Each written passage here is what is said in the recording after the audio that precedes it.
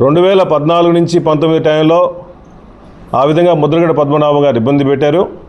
మళ్ళా గవర్నమెంట్ వచ్చిన తర్వాత కాపు నాయకులను ఇబ్బంది పెట్టాలని చెప్పేసి అంబటి రాంబాబు గారి మీద సుమారుగా 5 నుంచి 6 గంటలు పోలీసుల సమక్షంలో దాడి చేయడం నిజంగా చాలా బాధాకరంగా ఉంది.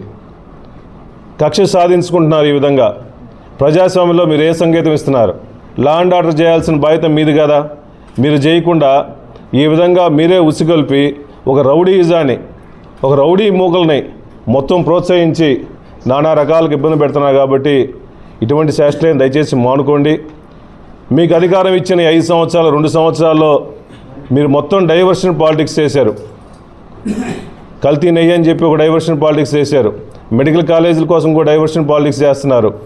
మీడియాని డైవర్ట్ చేసుకోవడం కోసం ఎన్ని చేస్తున్నారు. కాబట్టి ఇచ్చిన టైము, ఇచ్చిన హామీలు, ఇచ్చిన అధికారాన్ని ఉపయోగపడి పేద ప్రజల కోసం సహాయం చేయకుండా ఈ విధంగా వైఎస్ఆర్సీపీ నాయకుల మీద, ఒక బీసీ నాయకుల మీద, ఒక కాపు నాయకుల మీద, అందరి మీద దాడులు చేసుకుంటా ఉంటే అంబటి రాంబాబు గారు ఆయన కేసులు పెట్టినా భయపడడు. ఆయన ఏ విధంగా మట్టు పెట్టాలి, ఒక భౌతికంగా దాడి చేస్తే తప్ప ఈ వైసీపీ నాయకులు లొంగరని చెప్పేసి మొన్న జోగి రమేష్ గారిని, అంబటి రాంబాబు గారిని ఇబ్బంది పెడుతున్నారు. మీరు ఎన్ని ఇబ్బందులు పెట్టినా కూడా, ఎన్ని కేసులు పెట్టినా కూడా, ఎన్ని భౌతికంగా దాడులు చేసినా కూడా ఎవ్వరూ భయపడే ప్రసక్తి లేదు.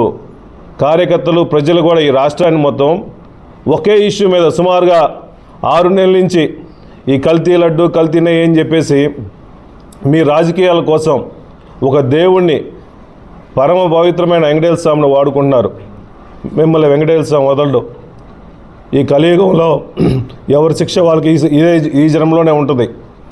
అందుకని ఇటువంటి డైవర్షన్ పాలిటిక్స్ మానుకోండి.